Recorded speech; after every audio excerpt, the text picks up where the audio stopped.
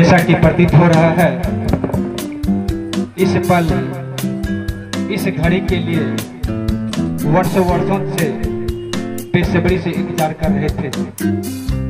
कहा जाए किस तरह, तो ठीक उसी तरह जिस तरह माँ सबरी मर्यादा पुरुषोत्तम भगवान श्री राम के लिए बेसब्री से ललायित थी, बेसब्री से इंतजार कर रही थी, ठीक उसी तरह हम लोग इंतजार कर रहे थे।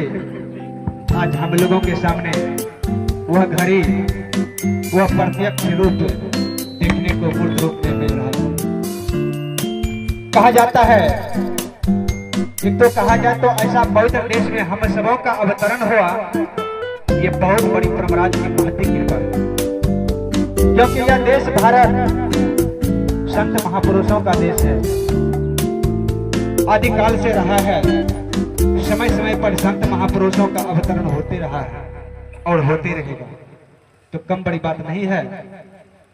ठीक आज हम सबों के सामने ऐसे पवित्र स्थल देवभूमि हरिद्वार, जिसको कि तीर्थ नगरी माना जाता है, वहां से चलकर आज इस पवित्र स्थल पर भी चल पूज्यपाद का शुभागमन हुआ है। कहीं न कहीं हम लोगों के लिए बड़ी सौभाग्य की बात है।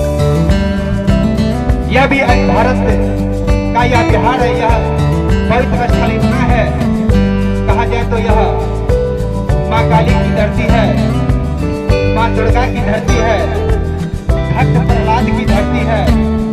इतना ही नहीं सज्जनों, यह धरती तो 20वीं सदी के महान संत पूज्यपाद महर्षि महाराज, तभी तो समय समय पर ऐसे ऐसे संत महापुरुषों का दर्शन और उपदेश वाणी सुनने का सौभाग्य मिलते हैं। आज अंतिम पाली के अंतिम वक्ता के रूप में पूज्यपाद सादर विराजमान है। हम सबों की निगाहें ठीक उसी तरह टिकी हुई है।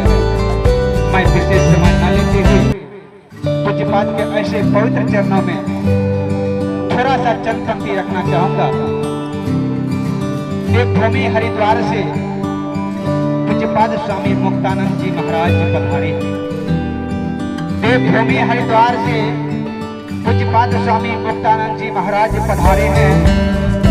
माया से व्यतीत जीवों को अभी घूंट पिलाने आए हैं। माया से व्यतीत जीवों को अभी घूंट पिलाने आए हैं। आशीर्वाद संत महापुरुषों का बारंबार प्राप्त है। आशीर्वाद संत महापुरुषों का बारंबार प्राप्त है।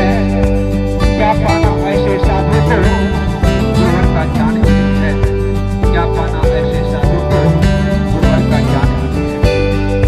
ऐसे साधु फकीर के चरणों में नमन दीनहीन भक्तों का हो बारंबार। ऐसे साधु फकीर के चरणों में नमन हम दीनहीन भक्तों का हो बारंबार।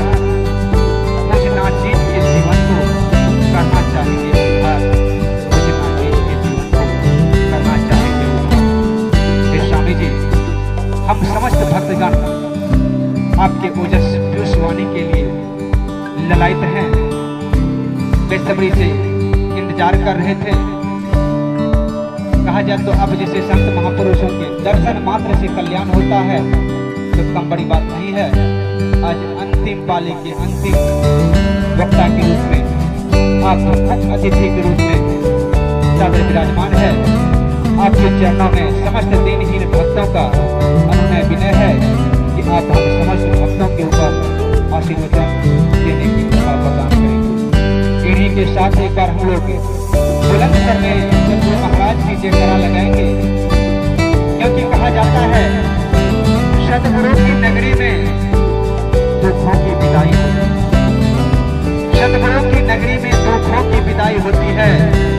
ये ऐसी अदालत है सज्जनों, जहाँ सबकी शुरुआत होती है।